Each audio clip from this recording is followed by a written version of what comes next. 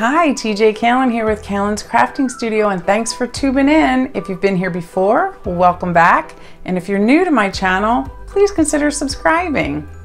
Are you like me and you're not a fan of polyester clothing, particularly white? Well, a fellow crafter and a friend of mine told me she saw that you could use Cricut Infusible ink on top of glitter iron-on. And I was like, what? Mind blown. So I thought we could do it together for the first time. Are you ready? Stay tuned, because here we go.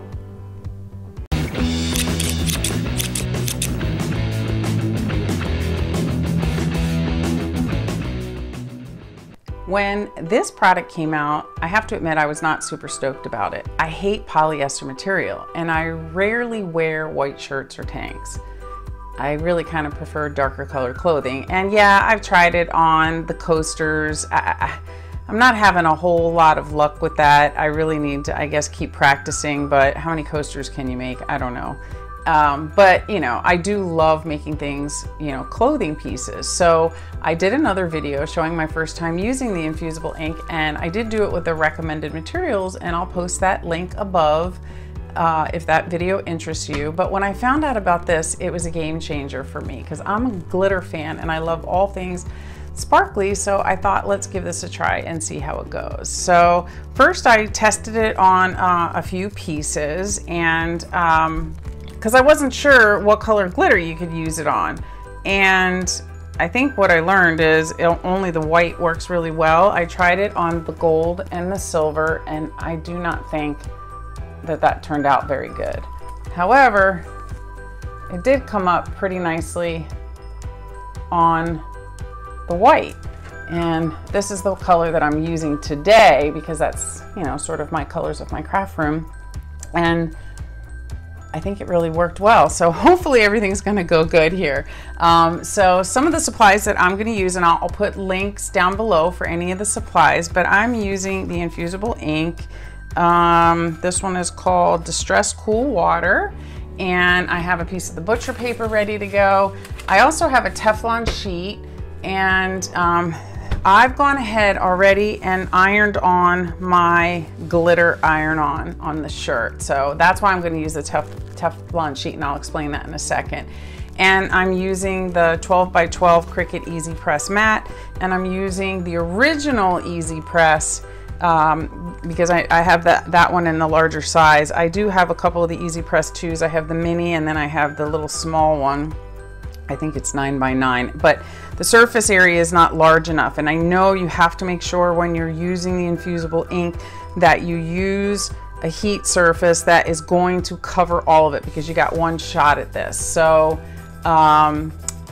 I use the heat guide. Cricut has a great heat guide on their website, and I'll link that below. So when I ironed this on, I did this at 330 degrees, 5-second preheat, 30 seconds for the iron on, and 15 seconds on the back, and it's a warm peel. And I love the glitter iron on. I mean, I know I've said that in a million of my videos, but it just, I never have problems with it. It works really well.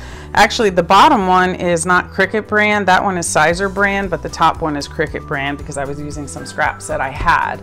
So with the Infusible ink, I'm going to use the settings, because this is the older Easy Press, or the first one that came out.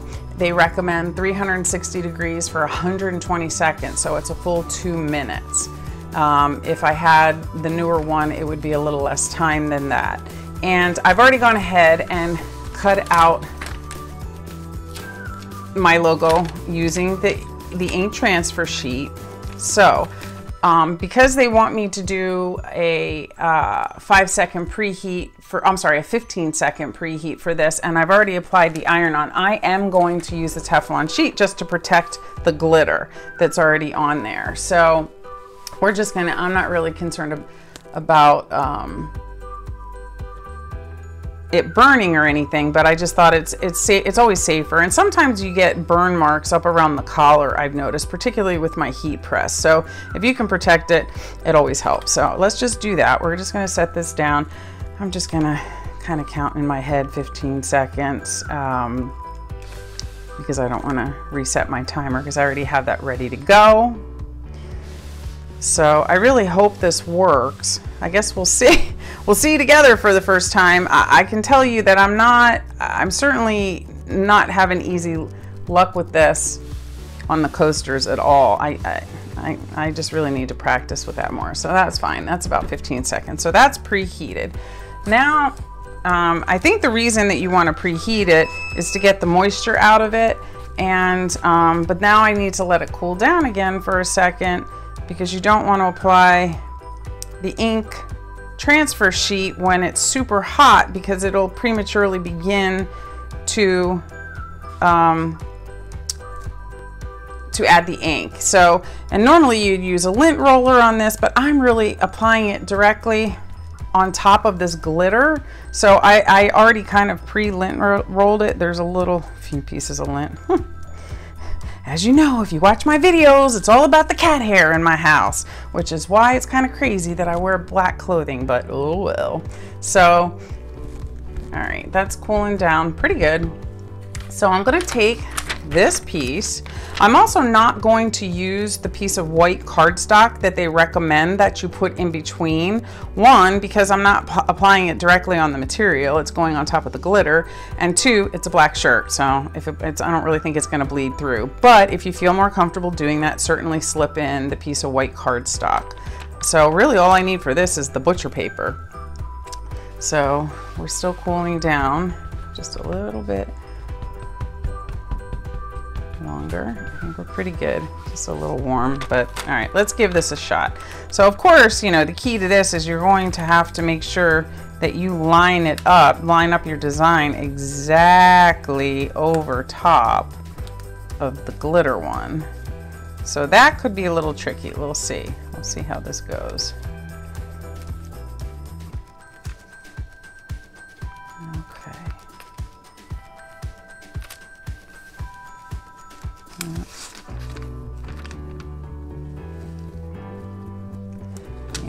A little tricky getting that lined up exactly. I think that's pretty good. It's weird. On the bottom, I guess maybe this is stretched out underneath just a little bit, so you might have to maneuver the fabric underneath. Yeah, I think that's the trick. Maneuver your fabric underneath, because it may have stretched out after you ironed it on a little bit, so.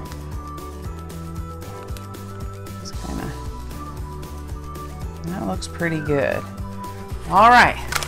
I'm kind of excited. I hope this doesn't get messed up, but let's see. Put my butcher paper down, and then we're gonna put it on for 120 seconds with light pressure. So you wanna just bring it up over top, make sure it's gonna cover. I'm gonna actually kind of move my cord out of the way. Sometimes the cord will make it slip. And just lay it directly on top and start the timer. 2 minutes. Here we go.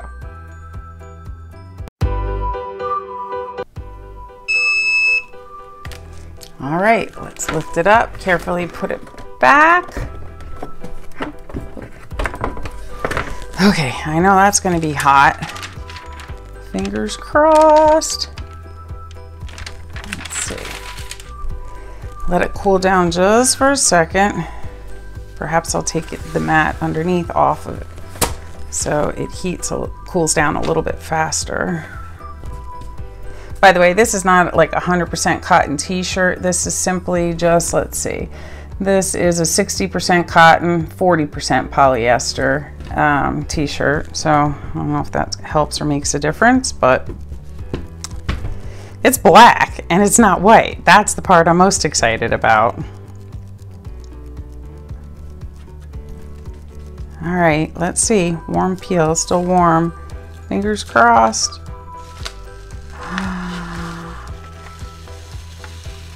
It worked!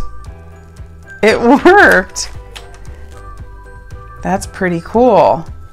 Oh, there you go. Can you see it?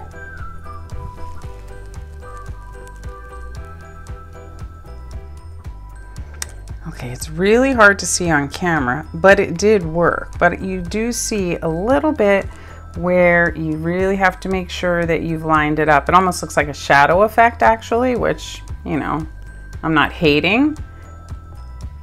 Now, I can see, like, why wouldn't I just get teal colored iron-on, glitter iron-on? That probably would work just as well. But with some of the patterns that the Infusible ink offer, I could see where, you know, like the rainbow patterns and things like that, it would be pretty cool to do this on top. And it really doesn't show up on camera how cool and like glittery it is. So I'm pretty pleased with the way it turned out. Well, there you have it, using Cricut Infusible ink on top of white glitter iron-on. It works. Go figure.